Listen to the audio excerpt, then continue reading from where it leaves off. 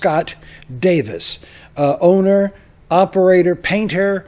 You just about anything to this house, don't you? Yes, I've worked on almost everything here.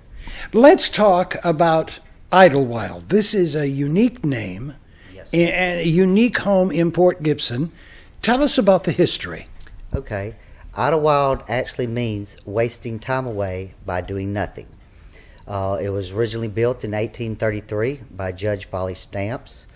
He built 3 homes here in Claiborne County. He built Kalina Plantation, Idlewild, and Bowling Green Plantation. He also downtown built Stamps Road too, some commercial buildings. But going back to Idlewild, in 1833 when he built it, this was more of a show place or to impress people. Of course, Idlewild is a raised Louisiana style cottage. It only has 2 bedrooms. There used to be 2 cottages out front for when you had guests stayed here. Idlewild is known for the 12-foot doors and windows, and of course, presidential candidate for the Whig Party, Henry Clay, in 1844. In 1852, he, Judge Stamps and his wife, gave Idlewild with 9.5 acres to his foster daughter, Juliet Stowers and Louis Stowers. This never was a working plantation. It was just a country home outside the city limits of Port Gibson at that time. And that is where the name comes from, Idlewild, wasting time away by doing nothing, because this piece of property did not have any income that it brought in. Mm-hmm. Well, now, did the home play any part in the Civil War? Yes, sir. During Grant's Vicksburg campaign, when he come across the Mississippi River from Tinshaw Parish over there, coming around the shores of Lake St. Joseph, and come across at Bruinsburg. Now, this is the day after the battle at Grand Gulf. But he came across at Hard Times Landing over into Bruinsburg, camped around Windsor Castle, and then as they were making their way toward Port Gibson, of course, there were a lot of units that came in from Vicksburg and other parts of the state to supposedly repel him back across the river. During that time period, an Alabama regiment came through here and dug up the lead pipes that went from the fountain and melted them down to using bullets, which they did through the Vicksburg campaign here in town. In the battlefield, and probably through Raymond and Jackson, as long as it's held out. Sure. Originally in 1861, they donated, there was a huge fountain that was brought in here in 1854. And probably the size of about, I'd say, 18 feet tall. It's a huge fountain. Mm-hmm. It was donated for the Southern cause, so I've been told, to be melted down for a cannon. So that was gone prior to the Alabama regiment coming through in 1863, May 1st, and dug up all the lead piping from the spring back here to the fountain area. Did they ever use the home as a headquarters, or, Yes. or they did? Yes. When Grant came in and occupied, and we're talking about May 2nd now, the next day, they turned around and camped about 19,000 troops from Kalina Plantation, Idlewild, Claremont Plantation, that's about a quarter mile through the woods, the Hill, which is the Van Doren house, and of course McGregor Plantation, about a quarter mile that way, or maybe a half mile that way. Why this particular house, as they're camping on the grounds here, was used as Union Cavalry headquarters. Now, Grant had his main headquarters downtown Port Gibson, but he had a lot of scouts leaving out from this area, and that's why this particular home was used for, it's on the outskirts of town, sending little, I don't know what you call those. Expeditions out? Expeditions. Yeah. But in the process of them doing that, when they would go off to do these little checking out stuff, making sure there's no rebels coming up. Some of them would get pot shots at them or whatever, sniper shots. They would get hurt. They would bring them back to Idlewild, and in the old dining room, we do have blood stains on the floor today and burn marks from where they had used the dining room table in the dining room as an operating table. So it is kind of interesting that there are some history with not just the occupation of Port Gibson, but also the surgery that went on here before they were moved from Idlewild, eventually back to the back lines to around Windsor, and then probably from there on to a ship to, depending on how bad the wounds were. I'm very impressed at the fact that you not only conduct tours here, but you also live here, and the furnishings, I guess, are as close to period as possible. Yes, sir. We turned around, Joe, my family has always had antiques, but in particular, the period of style that most of our antiques are pre-Civil War era. We do have some later period from like closer to from 1860s all the way to 1900. The oldest piece of furniture in the house is a 1798, and the youngest piece is about 1910, which is the grandfather clock, which is actually the youngest piece in the house. Well, now, when people come in on tours, yes, let's go back to what they ask you, what their interest is when they come in. Well, that's a good question. It depends. You kind of have to feel out your guest. Some are interested in basically the furniture. Some are really come in to see more of the history of the home itself. And there's a combination of both. So it just depends on the person that's doing the tours or the group that comes in.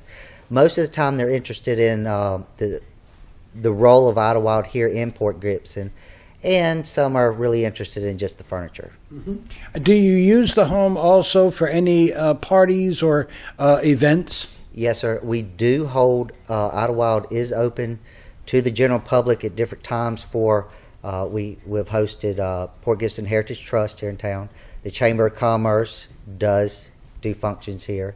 Any group, civic group that would like to do a function here, we do provide the home for them. Is it available for weddings? Yes, we will be more than happy to. Of course, the grand stairs out front. We've already had 2 weddings out there under the previous owners that they got married out there. We would be interested in doing that, and a reception too. But we are not a bed and breakfast. We are strictly just a home on tours, and we do live in our home. A lot of these tours you go on to different places, they won't let you touch or sit on the furniture. We live on our furniture. We believe that if you have antiques like this, you need to enjoy them. Of course, you get wear and tear, but you try to take care of things the best you can. It's amazing, and I'm showing a number of pieces of furniture that you have. It's amazing the condition that this furniture is in for the age of the furniture. You must really have to pick and choose where you go to get it. Yes. There is a fine art in going to auctions and buying different pieces. The main thing is you want to look for the quality of how it's built. Anytime you can get any kind of antiques with a provenance with it, or some history background, or you know exactly where the piece came from, or house, a particular place, those are the ones I try to go after. Several of these pieces in the house are family pieces, so I know from family history, but a lot of them did come from auctions. We do try our hardest to go to, like New Orleans has a great market for different auctions and stuff of that nature. I want to get back to these windows that are so tall. Why did they make them that? I mean, these ceilings are what, 16 feet? Well, actually, some locals say that 16 and some said 15. On our brochures, we had put at one time 16, and I had some locals say, no, they're 15. So we actually got up on a ladder, 12-foot ladder, and measured down. The ceilings are 15.4. The doors in this house are 12 feet on the inside. The front door and the back door, original back door, are 10 feet because you got skylights, or not skylights, but transoms across it. Why would they make them that tall? Do you have any idea? Well, in my opinion, it's to impress. It's to show off your wealth. It's the only home I've ever been in that I've seen 12-foot doors throughout. I've heard several people say, well, they're natchez, they're this. Well, yes, between parlors, they may be some big, tall doors. But this house, between the parlors and also just going into the rooms off the center hallway, they're all 12-foot. The interesting thing about Idlewild in particular, every bit of this house is built out of cypress. And it was all cut and hewed off this property here. Of course, this was Greater Kalina Plantation at that time. And it was done by forced labor. But the skill of this labor is very important for people to understand how they built this. They took a tree, and within 3 years, you had this. I mean, they turned around, besides cutting it, all these boards, all this trim you see in this house is these gentlemen that did this, that built this house. Even the plaster in the walls, you can't get skill like that anymore. You can't get that craftsmanship. Maybe I should put it in those words. If you look at how this house is built, it has air spaces between these walls. There's no bottom plate, top plate on these walls. It vents from the basement all the way up to the ceiling. There are no vents on the outside of this house. It all vents through the walls. Now that takes a lot of skill and craftsmanship to come up with these, how to do all this. And this particular group of forced labor, they didn't just build this house, they built a number of homes through this area at that time. Of course, after the war, they're free. They go into business for themselves and also made a lot of money, you know. Of course, Claiborne County Courthouse originally was built, you know, by this same group of guys, along with the courthouse in Raymond up there. The style of this home, I noticed throughout Port Gibson there are different styles. Yes. What is this one again? Idlewild is a Greek revival. You're looking at Greek revival, a transition from federal style at the end of the 1820s to the 1830s. Idlewild is a raised Louisiana style cottage. If you'll notice that you'll have with the Greek revival style, you'll have the columns across your front. They can be round or square. Idlewild square, of course. And then if you look at the trim over the windows and doors, you'll see these little points at the ends. Those are called Greek ears. And this is all and it's a takeoff of the old Greek temples and stuff at the period of time. And you call it a cottage. I'd love a little cottage like this. People think of a cottage, they think of something a whole lot smaller than this. But evidently, during that period of time, this was a cottage. Yes, sir. The interesting thing about Idlewild in particular, it was only 2 bedrooms. So, of course, you had his and her bedroom. And in the back, you'd have your dining room in a separate wing, which we have today. And then your parlors across from your bedrooms. Yes, when I think of a cottage, I'm thinking of a little bitty smaller place. Idlewild has over 3,100 square feet in it in just heated space, not counting porches. But at that time period, when they had guests that came stayed at Idlewild, they really didn't stay in the house. They stayed in the guest cottages that were right across in front of the house, across from the fountain. So this was really just a place of gathering. Yes. More than overnight stay. Yes. You would come, your guests would come here to eat, to be entertained in the parlors. But in the evening time, when it was time for everybody to go to bed or, you know, retire for the day, they would go back to their cottages. And each of those cottages had one, when I say cottage, guest cottage. Each of those cottages across, there were 2 of them, and there were only 1 room apiece. It was a bedroom with a fireplace, by what I understand. Of course, they're not here anymore, and they had a porch around them, in the style of Idlewild again.